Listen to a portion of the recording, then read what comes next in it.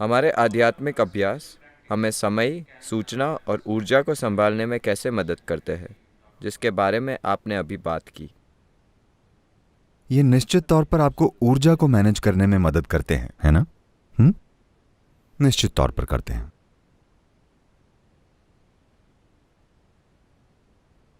जानकारी को सही तरीके से संभालने के लिए या पहले से इकट्ठा की गई जानकारी से पैदा हुई आदतों से हार न मानने के लिए पुरानी जानकारी से ऊर्जा कुछ जरूरी चीजों में से एक है।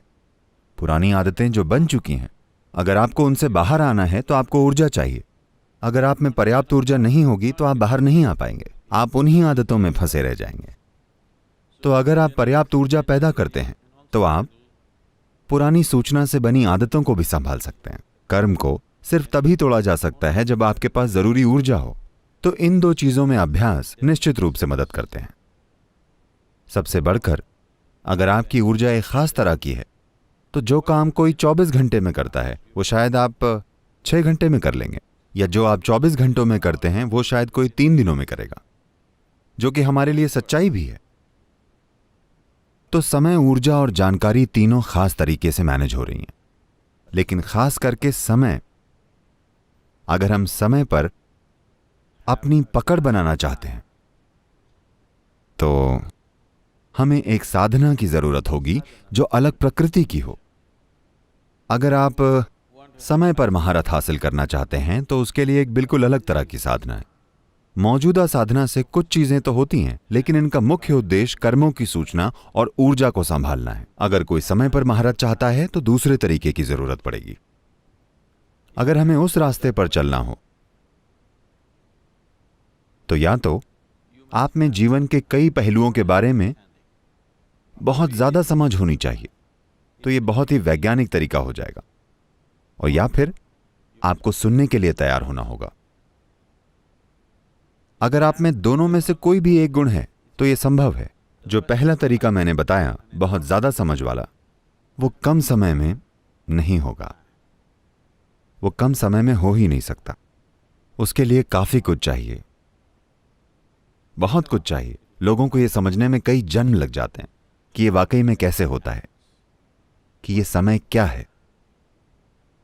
मुझे पता है विज्ञान ने कुछ हद तक समय की व्याख्या की है। यह अच्छी बात है कि उन्होंने कुछ कदम उठाए हैं, लेकिन वे उस परम सत्य के करीब बिल्कुल भी नहीं हैं कि समय क्या है।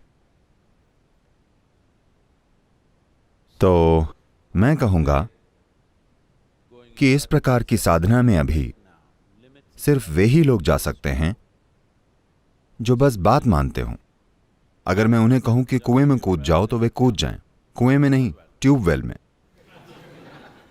हाँ, अगर मैं ट्यूबवेल में कूदने को बोलूं तो वे अपना शरीर मोड़कर ट्यूबवेल में घुस जाएं। तो अगर वे इस तरह के हैं तो हम काल से संबंधित साधना कर सकते हैं। आपने कीर्तिमुख के बारे में सुना है?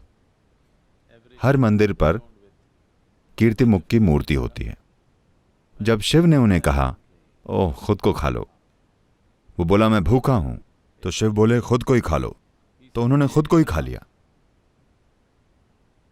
बस उनका चेहरा, मुंह और हाथ बचे थे, बाकी का हर हिस्सा वो खा गए।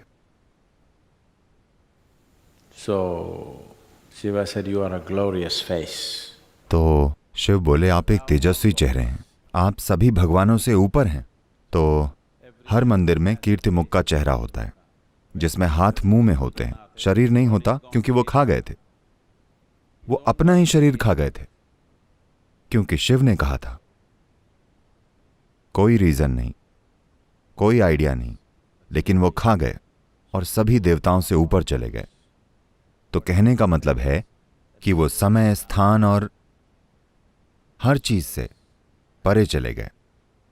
भगवान से ऊपर होने का मतलब वो इन सभी आयामों से ऊपर चले गए। लेकिन भगवान भी इनमें से कुछ सच्चाइयों के अधीन है, लेकिन वो उन सभी से ऊपर हैं।